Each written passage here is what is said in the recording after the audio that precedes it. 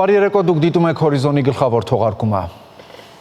Պաշտպանության նախարարությունից հայտնում են, որ մայիսի 7-ին ժամը 22:22-ի սահմաններում Ադրբեջանի զինված ուժերի ստորաբաժանումները կրակ են բացել Սյունիքի մարզի Խնածաղ բնակավայրի ուղղությամբ, ինչի հետևանքով վնասվել է բնակելի տան տանիքը։ Տուժածներ չկան։ Հայաստանի պաշտպանության նախարարությունը կոչ է անում ադրբեջանական կողմին հետաքննել Խնածաղի բնակելի տան գնդակոծման փաստը եւ հանդես գալ հրապարակային պարզաբանումներով։ Ոստիկանական համակարգ մուտք գործելու համար տարիքային վերին շեմը 35 տարեկանը կհանվի, նախատեսվում է մինչև սեպտեմբերի 1-ը թվայնացնել տրանսպորտային միջոցի գրավոր գործարքի կատարումը։ Խոշոր եղջերավոր կենդանու սպանդի համար պետությունը սպանդանոցին կսուբսիդավորի 10,000 դրամի չափով։ Որոշումները կայացվել են կառավարության այսօրվա նիստում։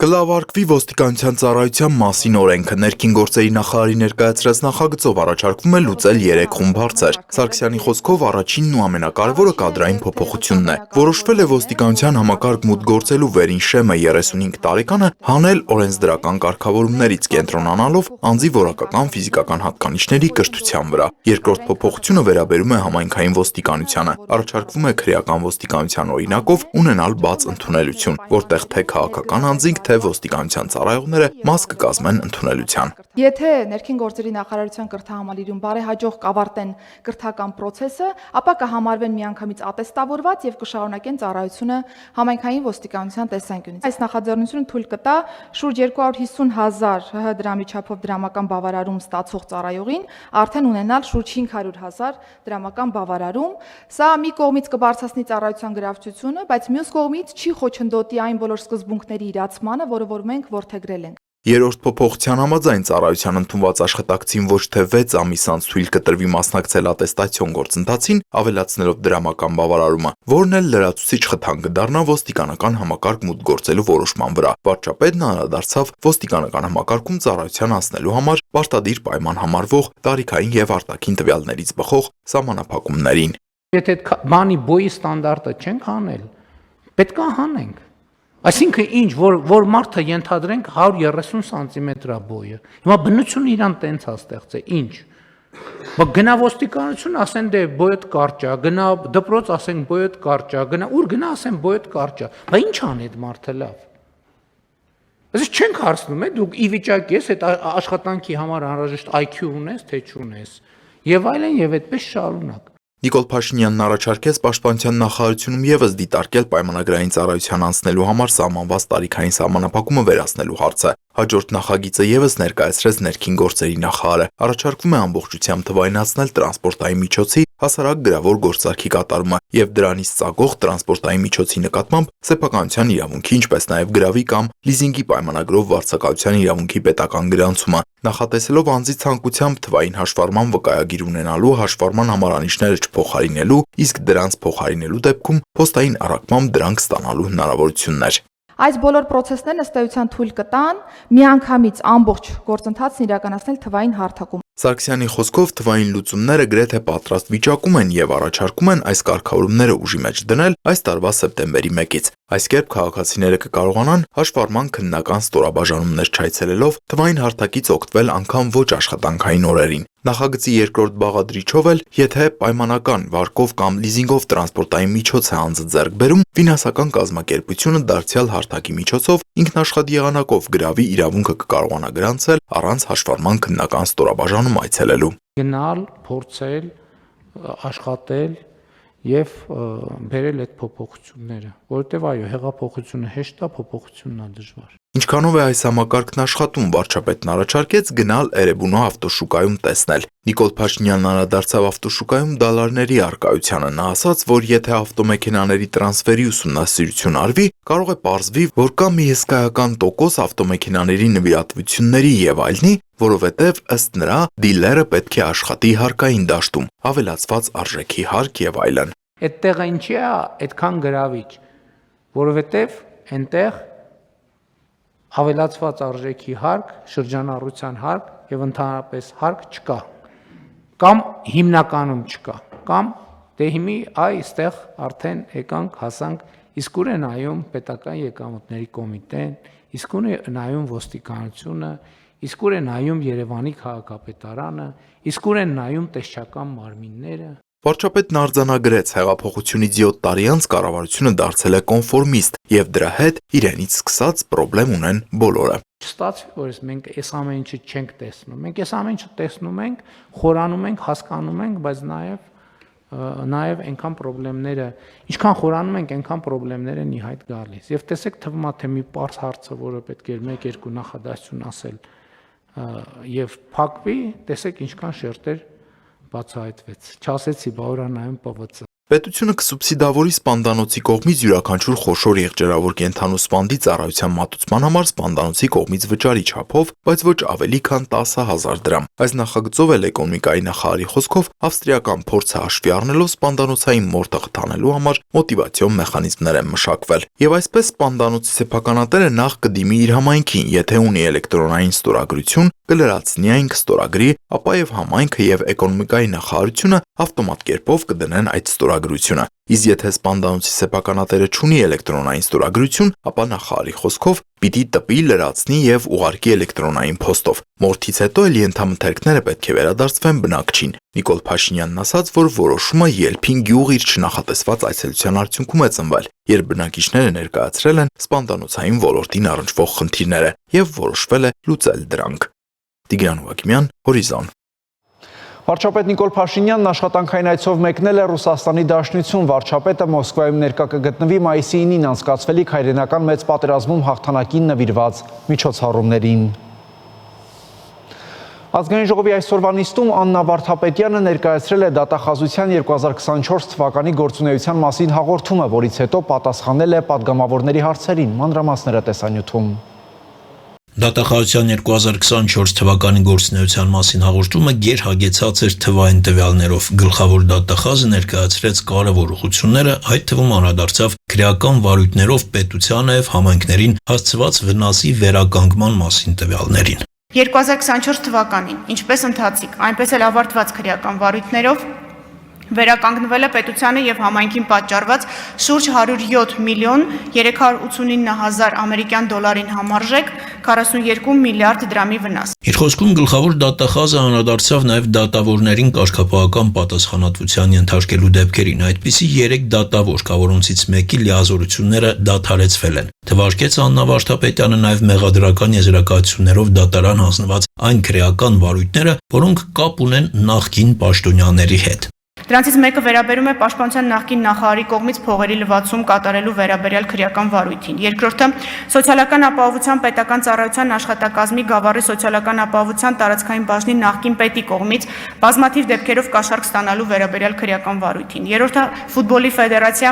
նախկին նախագահի փոխկապակցված անձանց կողմից կեղծիքներ կատարելու միջոցով խարդախությամբ առանձնապես խոշոր չափերի հափշտակություններ, վստահված գույքի հափշտակություն, ինչպես նաև փողերի լվացում կատարելու վերաբերյալ քրեական վարույթ։ Այս շարքը Վարդապետյանը երկար շարունակեց, բայց ի վերջո կարողացավ ժամանակ խնայել եւ ելույթն ավարտեց նախատեսվածից 5 րոպե շուտ։ Առջևում դեռ հարց ու պատասխանի փուլներ։ Առաջինը Արման Եղոյանն էր։ Հարցը երկար ստացվեց, նիստը վարող Հակոբ Արշակյանը մի քանի անգամ ստիպված եղավ միջամտել, հիշեցնելով, որ 37 падգամավոր դեռ հարց տալու իր հերթին է սպասում։ Բայց շատ կարևոր հարց է։ Շատ կարևոր է, ես համոզված եմ, որ այս 20 վայրկյանվա իմ ասելիքը ավելի թանկ է, քան Պարոն Եղոյան, ձեր հարցը այլ հավասար պայմաններում։ Ուղղակի կրկնում եք 3 անգամ հարցը, ուզում եմ, որ ավարտենք։ Շնորհակալ։ Ես չեմ կրկնում, ես նյուանսներ եմ բերում հարցի մեջ, պարոն Արշակյան, շնորհակալություն։ Ավելի ուշ Անդրանիկ Քոչարյանը նշեց, որ Եղոյանի հարցը կարևոր էր, բայց նաև իր հարցն ուղեց։ Գլխավոր դատախազին դիմեց, թե ինչու հոկտեմբերի 27-ի անջատված մասով քննությունից որևէ բան չասվեց։ Այն դեպքում, երբ Վարդապետյանը խոսքը 5 րոպե շուտ էր ավարտել եւ ժամանակ ուներ։ Նամանավանդ, որ վերջերս տեղի ունեցավ հարցազրույց Սուրեն Սարգսյանի եւ Սամվել Բաբայանի միջև, լրագրող Սարգսյանի, եթե չեք նկատի, ես ընթերցեմ այդ հարցի կարևոր դրվագը, որը 27-ին առնչվում։ Ճիշտ է, որ հոկտեմբերի 27-ին Սեֆիլյան Ժիրայրը զանգել ու ասել է ձեզ, որ մորուքը սատկել է։ Մորուքին սպանել են, դուք էլ հայհոյել եք։ Ու այդ զապիսները մինչև հիմա KGB-ում կան։ Սամվել Բաբայանի պատասխանը, որ զանգել է այո։ Դրվագը ամբողջությամբ ընթերցելուց հետո Քոչարյանը հարցրեց, թե չարժի արդյոք, որ նախաքննական մարմինը ուսումնասիրի այն, ապա հիշեցրեց, որ անջատված մասով քննության կարևոր վկաներ կան, որ կալանավորված են եղել, հետո ազատ են արձակվել։ Խոսքս Ալիկ Հարությունյանի մասին է, Ռոբերտ Քոչարյանի աշխատակազմի ղեկավարը, որը ինչքան ես գիտեմ, հիմա ապրում է Փարիզում։ Դուք որևէ միջամտություն իրականացրել եք, որից այդ կարևոր վկան վերադառնա եւ պատասխանի նախաքննական մարմնի այսօրվա անջատված մասի հարցին։ Ես նշեցի, որ հոկտեմբերի 27-ի գործը գտնվում է նախաքննության փուլում, ակտիվ նախաքննության փուլում եւ պատշաճ դատախազական հսկողության ներքո։ Ես դիտավորյալ չեմ պատասխանի ոչ մի բովանդակային հարցի, պարոն Քոչարյան, որպեսզի չվնասեմ քննությունը։ Ագնեսա Խամոյանին էլ դուր չէր եկել, որ դատախազին ուղղված իր գրավոր հարցմանը դատախազը չէր պատասխանել։ Ինչի՞ք նեղություն քաշեք եք։ Ազատ վարչության պետք չկար, ուղարկեք թող կստեմ հաշվետվություն ներկայացնել ազգային ժողովի պատգամավորներին։ Այս ինչ վերաբերմունք հա պատգամավորի նկատմամբ։ Հարցմանը պատասխանում է ոլորտը համակարգող տեղակալը, որպեսզի ներկայացվող տեղեկատվությունը լինի ճշգրիտ եւ ամբողջական։ Եվ ես գիտեմ, որ ձեզ սպառիչ պատասխան ներկայացվել է, որը բխում է դատախազության սահմանադրական լիազորությունների շրջանակից։ Հետո Թագուհի Թովմասյանը հարց ուղեց, ասաց, որ այն 2020 թվականից սկսած տալիս է բոլոր գլխավոր դատախազներին։ Ինչ է անում գլխավոր դատախազությունը, որպեսզի մենք կարողանանք Ադրբեջանի հետ մնալ իրավական բալանսի մեջ։ Որովհետև մենք տեղյակ ենք, որ ցանկացած ռազմական ագրեսիայի, փոքրիկ ագրեսիայի, մեծ ագրեսիայի դեպքում լինում են հայկական կողմից պաշտոնական հայտարարություններ, թե հարուցվում է վարույթ կամ արդեն հարուցվել է վարույթ Հայաստանի տարածքային ինքնիշխան տարածքի նկատմամբ ոտնձգությունների համար, ապօրինի ներխուժումների համար եւ այլն։ Այդ գործերը ինչ ավարտ են ունենում։ Վարույթները պաշտպանված են գաղտնիության ռեժիմով եւ տեղեկատվության ազատության մասին օրենքը հնարավորություն չի տալիս առկա տեղեկատվությունը փոխանցելու։ Նույնիսկ ամենամեծ ցանկության դեպքում տեղեկատվություն տրամադրել չեմ կարող, շարունակեց խոսքը Աննա Վարդապետյանը եւ հավաստիացրեց, որ անուշադրության մատնված վարույթներ չկան։ Արտակ Հովհաննիսյան, Հորիզոն։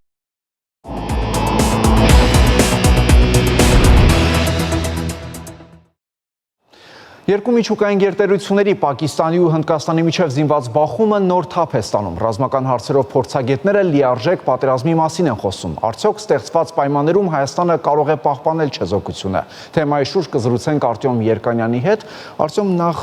ինչ նոր զարգացումներ կան Հնդկաստանի եւ Պակիստանի միջև թափառած այդ բախումներում։ Այսօր առավոտյան Հնդկաստանի պաշտպանության նախարարությունը տարածել էր տեղեկություն այն մասին, որ Պակիստանը շարունակում է հարվածներ հասցնել եւ որ հնդկական կողմը adekvat պատասխան է տվել ոչնչացնելով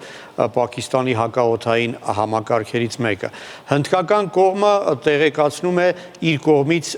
16 զոհի մասին, որոնց թվում 3 կին եւ 5 երեխա կա։ Պակիստանը խոսում է 26 զոհվածի մասին եւ 46 վիրավորի մասին։ Ըստ սա իսկական պատերազմ է, քանի որ կիրառվում է այսպես լայնամասշտաբ ձևով կիրառվում է ավիացիա, խոշոր տրամաչափի համակարգեր, անօդաչու սարքեր։ CNN-ը վկայակոչելով Պակիստանի զինուժում իր տեղեկացված աղբյուրը պնդում է, որ երկու կողմերը միասին ներգրավել են 125 կործանիչ։ Այսինքն կարող ենք արձանագրել, որ սա նորագույն պատմության մեջ ամենախոշոր օդային մարտն է տեղի ունեցել, բայց հատկանշական է, որ կողմերից ոչ մեկի ինքնաթիռը չի հատել հակառակ կողմի օդային տարածքը։ Այսինքն կողմերը այսպես չեն ցանկանում հակառակ կողմին առիթ տալ, որպեսզի մեղադրանք հնչի այսպես բաց ինտերվենցիայի։ Պակիստանը տեղեկացրել է 5 հնդկական ինքնաթիռի կործանման մասին, Հնդկաստանը այս տեղեկությունը չի հաստատում։ Թեև հնդկական զինուժը մի քանի անգամ գերազանցում է Պակիստանի զինուժին, պետք է հիշեցնեմ, որ երկու կողմերի միջուկային արսենալները գրեթե հավասար են եւ այն, որ սա երկու միջուկային գերտերությունների միջև ըստ էության պատերազմ է, լուրջ հետևանքներ կարող է ունենալ եւ անգամ խոսում է երրորդ համաշխարհային պատերազմի վտանգի մասին, հաշվի առնելով, որ յուրաքանչյուր պետություն ունի իր մեջքի ետևում ուժային լուրջ կենտրոններ, որոնց բախումը իսկապես կարող է լրջագույն հետևանքներ ունենալ։ Իսկ հետաքրքիր է ինչպիսին է այս հարցում Հայաստանի ու մեր հարևանների մոտեցումը։ Հայաստանը ստիպված էր եղել դրսևորել կոնկրետ պես դիրքորոշում այն բանից հետո, երբ Թուրքիան եւ Ադրբեջանը կողմնորոշվեցին։ Երեք Ադրբեջանի արտգործնախարարությունը տարածեց հաղորդագրություն, որում Հնդկաստանին մեղադրեց հարձակման մեջ եւ բացահայտ համերաշխություն ցուցաբերեց Պակիստանի կողմին։ Բաքվում Պակիստանի դեսպանը շնորհակալություն հայտնեց, սոցցանցում ադրբեջաներեն գրառում անելով հետևյալի մասին մեջբերում եմ. Ադրբեջանն ու Պակիստանը երկու եղբայր են, երբ միշտ միասնական են լինելու։ Թուրքիայի արտգործնախարարությունը նույնպես որպես հարձակում է որակել Հնդկաստանի գործողությունները, հայտարարելով եւ որ դատապարտում է այդպիսի մեջբերում եմ սադրիչ գործողությունները։ Հաշվի առնելով այս ամենը, Hindustan Times պարբերականը ընդգծել է, որ Թուրքիան եւ Ադրբեջանը պաշտպանել են Նյու Դելիի թշնամին պետությանը, այսինքն ակնարկելով, որ թշնամու բարեկամը թշնամի է, եթե այս տրամաբանությամբ շարունակենք, ուրեմն թշնամու բարեկամի թշնամին էլ բարեկամ է, հա։ Այս վիճակում Հայաստանը արդեն կարծում եմ համարեց, որ ժամանակն է կողմնորոշվելու եւ երեք խորհրդարանում կառավարական ժամի ժամանակ արտգործնախարար Միրզոյանը հիշեցրեց, որ այս ամենը տեղի ունեցավ ահաբեկչությունից հետո, իսկ ահաբեկչությունը բոլոր քաղաքակիրթ երկրները պետք է դատապարտեն եւ Հայաստանը եւս դատապարտելով այդ ահաբեկչությունը համարում է, որ Հնդկաստանը ունի իրավունք ահաբեկիչներից պաշտպանվելու։ Այսինքն միանգամայն սպասելի որոշում էր, արձագանքը կանխատեսելի էր եւ կարծում եմ Նյու Դելիում մեր բարեկամ դաշնակիցները պետք է որ բավարարված լինեն ահա այսպիսի մեկնաբանությունից։ Արդյոք իսկ որոնք են գերտերությունների առաջնահերթությունները։ Գերտերություններից ոչ մեկը այսպես բացահայտ աջակցություն չի ցուցաբերել կողմերից ոչ մեկին, թեև նկատվում է որոշակի շեշտադրումներում այսպես նախասիրությունները։ Ռուսաստանը շարունակում է ձևական չեզոքություն պահպանել, թեև հայտնի է, որ Հնդկաստանը շատ ավելի կարևոր դաշնակից է Ռուսաստանի համար, ու բավական է հիշեցնել, որ ապրանքաշրջանառությունը Հնդկաստանի հետ Ռուսաստանի 70 անգամ ավելի մեծ է, քան Պակիստանի։ Միացյալ Նահանգների համար եւս Հնդկաստանը ավելի կարևոր պետություն է, քանի որ ամերիկացիները փորձում են հակադրել Հնդկաստանը Չինաստանի աճող տնտեսական ուժին, բացի այդ Հնդկաստանում հարյուրավոր ամերիկյան ընկերություններ են աշխատում։ Չինաստանը, որը անուղղակիորեն աջակցում է Պակիստանին, բացահայտ որևէ հայտարարություն չի արել, ինչպես եւ Ֆրանսիան բացահայտ չի պաշտպանել իր դաշնակից Հնդկաստանին, բայց ինչն է հետաքրքիր, որ կողմերը միմյանց դեմ կռվում են չինական ու ֆրանսիական զենքով։ Հայտնի է, որ Հնդկաստանը օգտագործել է Պակիստանի դեմ ֆրանսիական Ռաֆալ ինքնաթիռները, իսկ Պակիստանը խոցել է այդ Ռաֆալը Չինաստանում արտադրված PL-15 հրթիռի միջոցով։ Դա եւս նշանակում է, որ անուղղակիորեն այդ պետությունները ներգրավված են ռազմական գործողություններին։ Իսրայելն է միանշանակ միայն պաշտպանել Հնդկաստանի գործողությունները, համարելով, որ սա աբեկչությունից ինքնապաշտպանվելու փորձ է եւ նաեւ շարունակում է զենք մատակարարել Հնդկաստանին, հայտնի է, որ հարոբ տեսակի անօթաչու սարքերը Հնդկաստանին օգնել են հարձակվող եւ պաշտպանվելու եւ հարձակման մեջ։ Իրանը շարունակում է չեզոքություն դրսևորել եւ առաջարկել իր ծառայությունները միջնորդական առաքելությունում։ Շնորհակալություն Արծեն։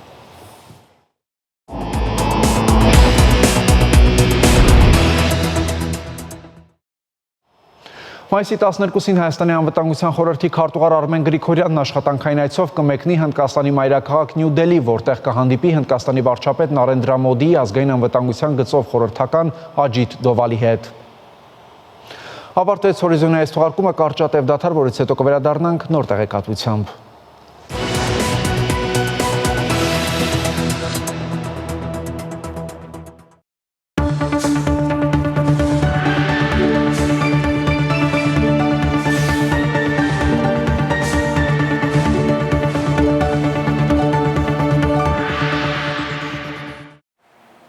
Շանթիեթերը շարունակում է հեռանկարը, որոնք են Հայաստանի ամենամեծ մարզի առջև ծառացած խնդիրներն ու ինչ են անում մարզային իշխանություններն այդ խնդիրներին լուծումներ տալու համար։ Այս եւ այլ հարցերի շուրջ այսօր զրուցելու ենք Գեղարքունիքի մարզպետ Կարեն Սարգսյանի հետ։ Պարոն Սարգսյան, շնորհակալություններ հրավերն ընդունելու համար։ Սկսենք անվտանգությունից, ինչպիսին է սահմանային իրավիճակը Գեղարքունիքի հատվածում։ Բավականին հանդարտ է, ես կուզեմ նաև այսպես ասել, որ 2024 թվականը մեր համար հաշվի առնելով, որ չենք ունեցել սահմանային խնդիրներ, մեր համար շատ բարենպաստ տարի է եղել եւ շարունակում է 25 թվականը մեր համար լինել բարենպաստ, մենք կարողանում ենք մեր առջև ծառացած խնդիրները ու մեր առջև դրված ծրագրերը բավականին լավ տեմպով իրականացնենք, օրինակ 24 թվականը հաշվի առնելով, որ սահմանային խնդիրներ չենք ունեցել, կարողացել են 23 թվականի նկատմամբ մոտ 30%-ով ավել կապիտալ ծրագրեր իրականացնել, դրանք միայն համայնք կառավարություն սուբվենցիոն ծրագրերի մասին է խոսքը, չհաշված այլ գերատեսչությունների կողմից իրականացվող ծրագրերը։ Իսկ այս պահին ո՞րն է համարում մարզի ամենամեծ խնդիրը ու դրա լուծման ուղղությամբ ինչ քայլեր են ձեռնարկվում։ Դե որպես այդպեսին ամենամեծ խնդիրը հաշվի առնելով գուցե առաջնայինը հաշվի առնելով Սևանա լիճը ու Սևանա լիճի մաքուր պայելը, Սևան թափող ջրերի մաքրությունը, դա է առաջնահերթը եւ հուսանք այս ամիս, մինչև այս ամսվա ավարտին արդեն կոշտ-կենցաղային թափոնների նոր բացվող աղբավայրը Կոտայ Գեղարքունիք նոր աղբավայրը կգործի եւ ամբողջությամբ աղբը արդեն դուրս կբերվի մարզից, ինչը նաեւ մեծ վատ ազդեցություն էր թողնում Սևանա լճի վրա։ Այ քանի որ Սևանա լճից խոսեցիք, լիճը վերջին տարիներին բավական խնդիրներ էր բախվում, օրինակ կանաչում, կենդանիների անկում,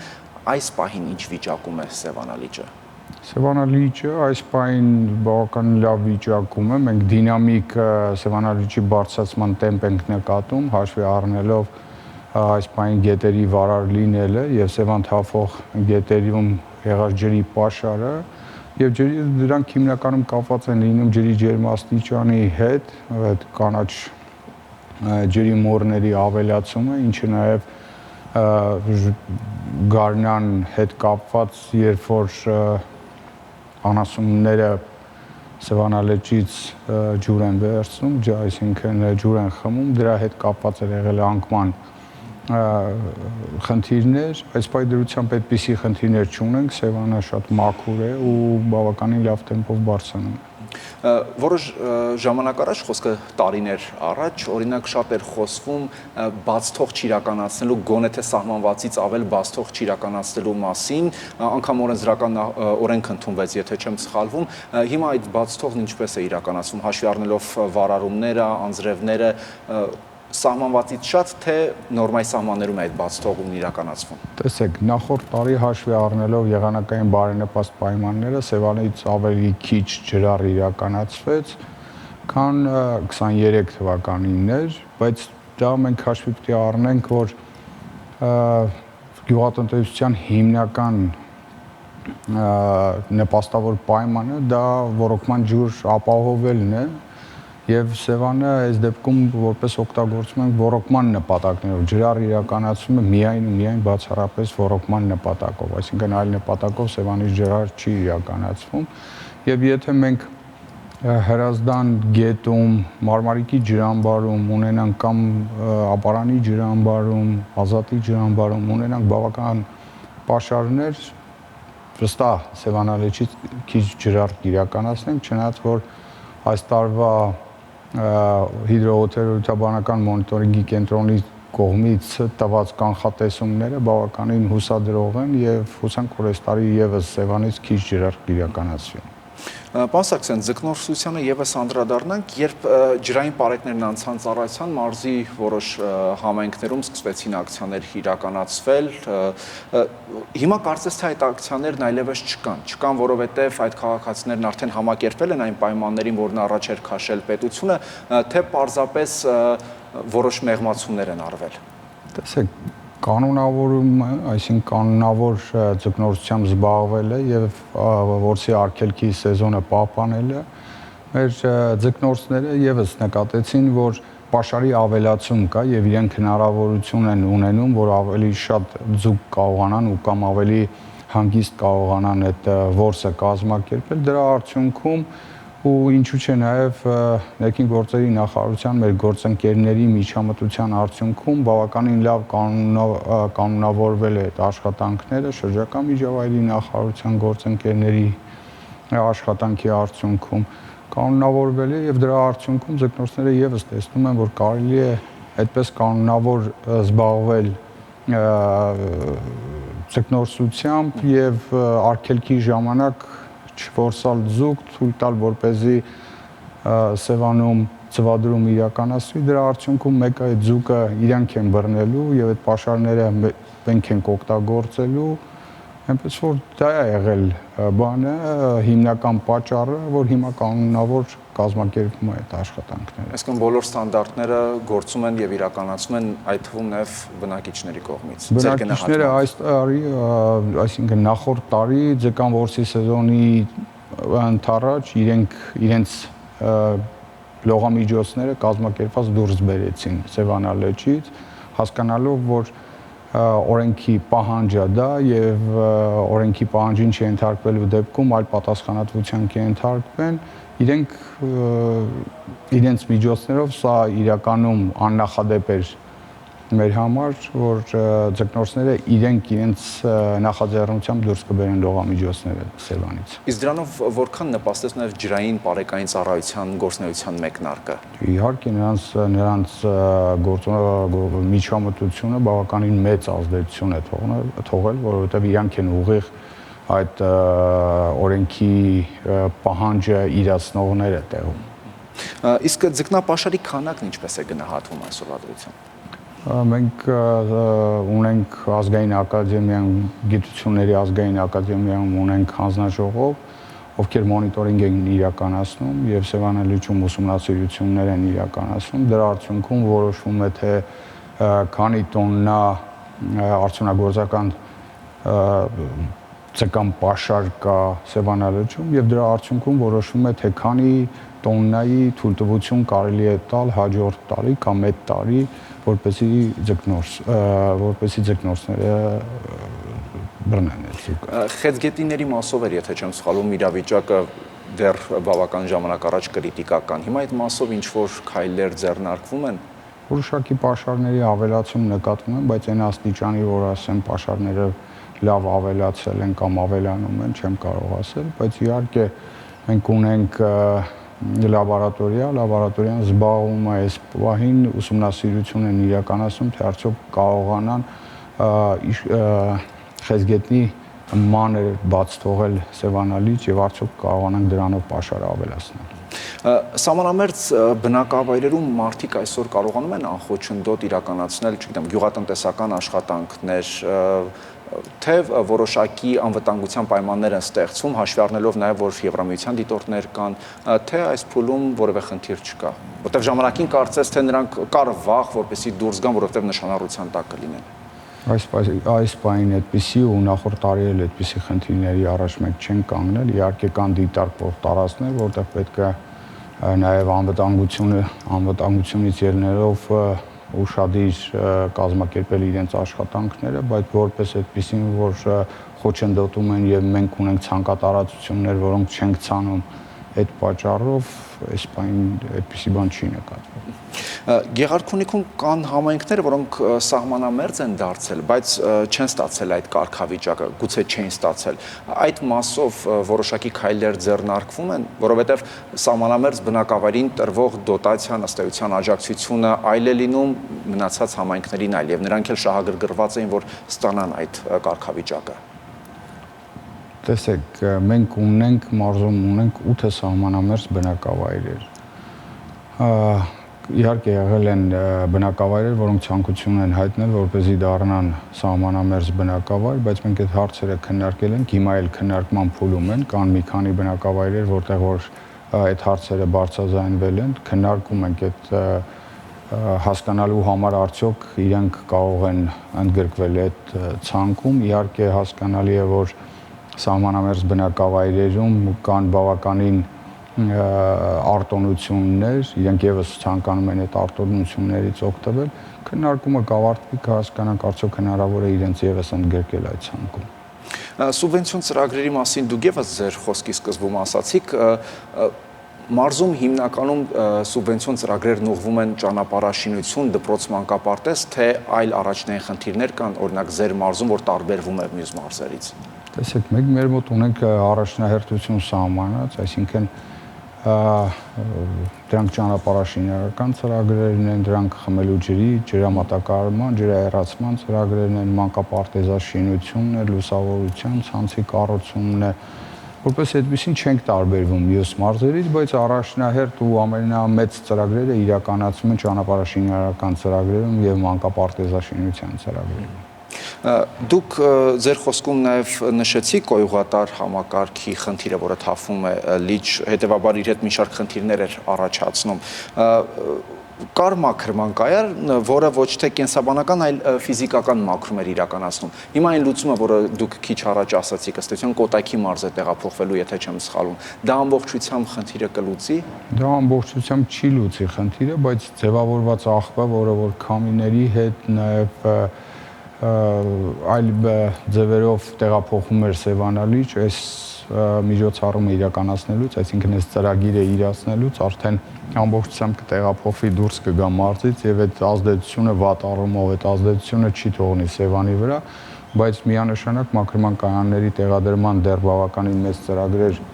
ունենք իրականացնելու, որպեսզի կարողանանք այդ հարցը կարգավորենք, որովհետեւ շատ դեպքերում շատ բնակավայրեր չունեն կենտրոնացված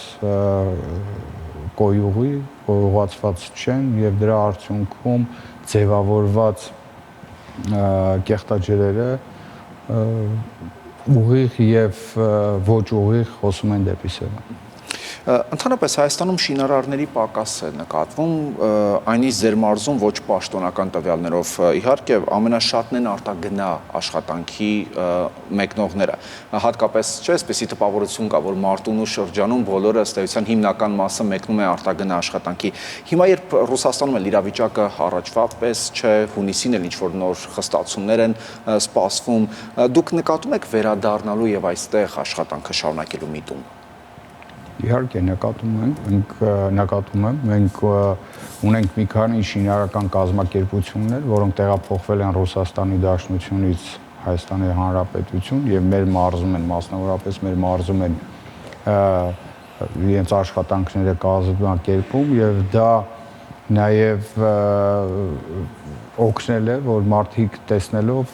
մնան այստեղ եւ աշխատանքները տեղում կազմակերպեն։ Գեղարքունիքի մարզը երևի թե ամենամեծ կապիտալ ծրագրեր իրականացնող մարզերից մեկն է, եթե ոչ ամենամեծը, դրա արդյունքում մեզ մոտ բավականին մեծ աշխատուժի պակաս է նկատվում։ Մենք այս տարի պարբերաբար հրապարակել ենք նաև մարզպետարանի կայքեջով, թե որ շինարարին քանի շինարարության աշխատողներ են պետք եւ իրենց կոնտակտներն են հրապարակել, որպեսզի կարողանան կապ ստեղծենք շինարարի եւ շինարարական կազմակերպության միջեւ, որպեսզի ներգրավվեն ու այդ աշխատանքները իրականացնեն։ Այս բանին եւս նկատվում են, մեր մոտ ունենք դպրոցաշինության ծրագրեր, այս պահին մոտ 17-ում շինարարությունը ընթանում է, որտեղ որ նկատվում են շինարարների պակասներ, բայց մենք պարբերաբար հավաքագրում ենք այդ ինֆորմացիաները եւ փոխանցում թե համայնքներին, որպեսզի համայնքները իրենց կայքեջերում տեղադրեն, կարողանան ներգրավեն այդ աշխատուժը եւ թե մենք ենք մեր միջոցներով փորձում կամ մեզ դիմաց քաղաքացիներին ենք ուղղորդում, որպեսզի կարողանան այդտեղ աշխատանքի տեղավորվեն։ Իսկ այդ ծրագրերը բավականին երկարաժամկետ ծրագրեր են, այսինքն 2-3 տարվա ծրագրեր են։ Մենք հորդորում ենք, որպեսզի քաղաքացիները մնան տեղում, հաշվի առնելով նաև դրսի խնդիրները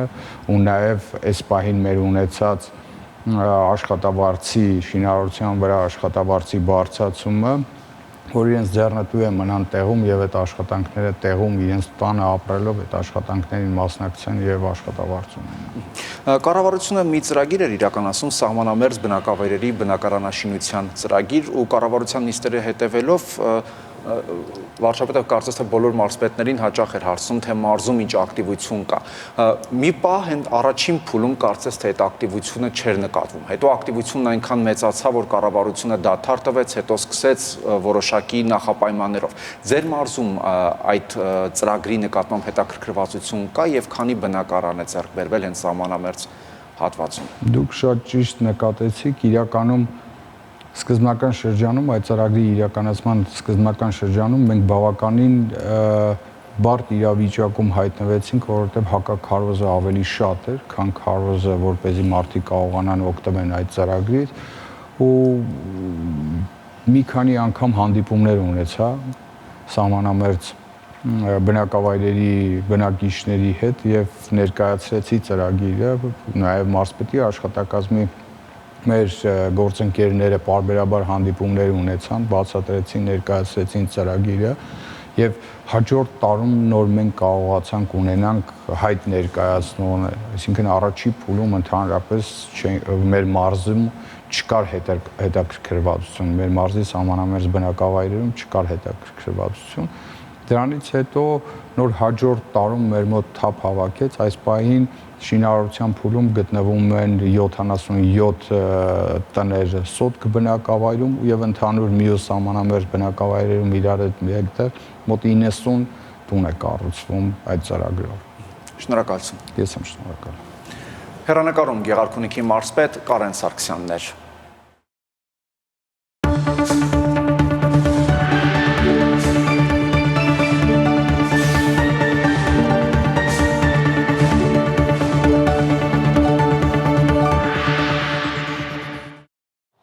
Երևանում տեղի է ունեցել աշխարհահռչակ Հուվերփոնիկ խմբի համերգը, որը նվիրված է եղել Հայաստանի ազգային ֆիլհարմոնիկ նվագախմբի 100-րդ հոբելյանին։ Տեղի ունեցած համերգի հասույթից գոյացած գումարից տրամադրվել է լսողության խնդիր ունեցող երեխաների կրթությանը։ Խոստացան հանդիսատեսին կտրել իրականությունից եւ տեղափոխել մեկ ուրիշ հրաշալի աշխարհ եւ դա ստացվեց։ 30 տարեկան աշխարհահռչակ Հուվերփոնիկ խումբը այս խոստումը տվեց համերգի նախօրեի մամուլի ասուլիսի ընթացքում։ Մայիսի 7-ին Արարատ բանկի հովանավորությամբ Արամ Խաչատրյան համերգասրահում կայացավ Հուվերփոնիկ խմբի եւ Հայաստանի ֆիլհարմոնիկ նվագախմբի բացառիկ համերգը, նվիրված ֆիլհարմոնիկի 100-ամյակին։ Այս ծրագիրը կայացել է Արարատ բանկի հետ համագործակցությամբ։ Ես իհարկե շատ վաղուց եմ հետևում այս կարևոր բենդի գործունեությանը։ 30 տարվա ընթացքում ես բազմաթիվ կատարումներ եմ լսել, բայց իմ ամենասիրելի կատարումը, որ այսօր ակնկալում եմ լսել, դա Իդեն ստեղծագործությունն է։ Արարատ բանկի վարչության նախագահ Մհեր Անանյանի խոսքով համերգին ուղղված գումարի մի մասը կտրամադրվի Երևանի լսողության խանգարումներ ունեցող երեխաների հատուկ կրթահամալիրին, երեխաների կրթական պայմանները բարելավելու նպատակով։ Այսօր մենք համարում ենք, որ շատ կարևոր միջոցառում են նաև մշակույթի եւ արվեստին ուղղված այն միջոցառումները, որոնք որ սահմաններ չեն ճանաչում եւ ըստ էության համախմբում են մարդկանց ամբողջ աշխարհում։ Սա մի ինքնատիպ հնարավորություն է հենց արվեստի եւ մշակույթի խմբերի միասնական գործելու եւ աշխարհին այդ դրական մեսիջները ուղարկելու համար։ Շատ ուրախ ենք, որ կարողացանք ունենալ այնպիսի աջակից իդեմս Արարատ բանկի, որ կարողանանք այս գեղեցիկ համերգը իրականացնել։ Մեզ համար նաև կարևոր է սոցիալական խնդիրը, լսողության խնդիրներ ունեցող երեխաներին աջակցելու համար եւ կարծում եմ, որ առաջիկայում շարունակական կլինի մեր համագործակցությունը Արարատ բանկի հետ։ Սա այս տարվա նման ձևաչափով առաջին համերգն էր։ Համերգից րոպեներ առաջ հոծ բազմությունը անհամբեր էր տեսնելու սիրելի արտիստներին, իսկ նրանք կրկնում էին հայերեն վերջերս սովորած մի քանի բառերը։ Բերի երեկո։ Մենք հրաշալի փորձեր ենք ունեցել Հայաստանի ազգային ֆիլհարմոնիկ նվագախմբի հետ եւ ես այժմ շատ հանգիստ եմ։ Մենք ուղղակի վայելում ենք այս երեկոն։ Շնորհակալություն։ Երաժշտություն, որը 2 ժամ շարունակ ականջոյեց, հանդիսատեսը գոհ էր, իսկ առաքելությունը կատարման ճանապարհին։ Ֆիփսիմե Ավակյան, Հայկ Սուքյասյան, Հորիզոն։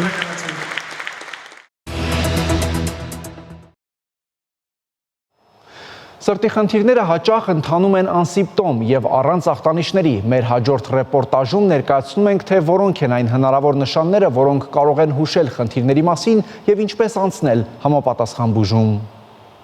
Սրտի յուրաքանչյուր զարկի համար անհրաժեշտ է վստահելի բուժում։ Սրտի առողջության երաշխիքները կարող եք գտնել Վարդանանց նորարարական բժշկության կենտրոնում, որը համալրված է սրտաբանական ծառայությունների լայնածավալ ու ամբողջական փաթեթով, սկսած ախտորոշումից մինչև սրտաբանական միջամտությունների իրականացում։ Մեզ մոտ հասանելի են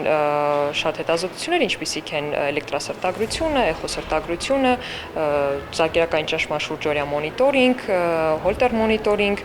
ինչպես նաև այնպիսի բարդ հետազոտություններ, ինչպիսիք են կորոնարոգրաֆիան եւ կորոնար ստենտավորումները։ Հզոր համալրում Վարդանանցում ընտրվել է համաշխարհային առաջատար General Electric ընկերության նորագույն անգիոգրաֆը։ Այն արդեն ակտիվորեն օգտագործվում է, փրկելով կյանքեր։ Հենց Վարդանանցում բոլոր ախտորոշիչ ու բուժական ծառայությունները կենտրոնացված են մեկ վայրում, մեկ պատուհանի սկզբունքով։ Կենտրոնում պացիենտը անցնում է բոլոր փուլերը՝ ընդունում, բուժում եւ ինչպես նաեւ միջամտական սրտաբանություն եւ հետագա հսկողությունը։ 5 տարի է հաճախում եմ Վարդանանց եւ շատ գոհ եմ եւ պայմաններից եւ վերաբերմունքից։ Սրտային հիվանդությունները երբեմն ընթանում են անսիմպտոմ եւ կարեւոր է հաճախ դիմել բժշկի հետազոտություններ անցնելու նպատակով։ Սա առաջնային է հատկապես ռիսկային խմբում գտնվողների համար, ինչպիսիք են ծխողները, հիպերտենզիա ունեցողները, շաքարային դիաբետ ունեցողները, ժառանգական նախատրամադրվածություն ունեցող մարդիկ։ Հատկապես կարևոր է ուշադրություն դարձնել հետևյալ սիմպտոմներին, երբ որ ունենում ենք ֆիզիկական ակտիվության դժվար տանելիություն, պայմանավորված կրծքավանդակի շրջանում դիսկոմֆորտով, հեվոցով, շնչարգելությամբ, որը կարող է ուղեկցել նաև տարբեր այլ ախտանիշներով, քրտնարտադրություն, սրտխփոցներ, անբացատրելի հոգնածություն, բայց շատ կարևոր է սրտաբանին դիմել մինչ այս սիմպտոմների ի հայտ գալը։ Այսպիսով ընտրեք տարվա մեջ 1 օր այցելեք սրտաբանին Վարդանանցի Նանսեն մասնաճյուղում, Գայի պողոտատաս կոտորակի 7 հասցեում։ Միգուցե դա է այն մեկ այցը, որն իսկապես կարևոր է։ Լիպսիմե Ավագյան, Լևոն Խաչատրյան, Հորիզոն։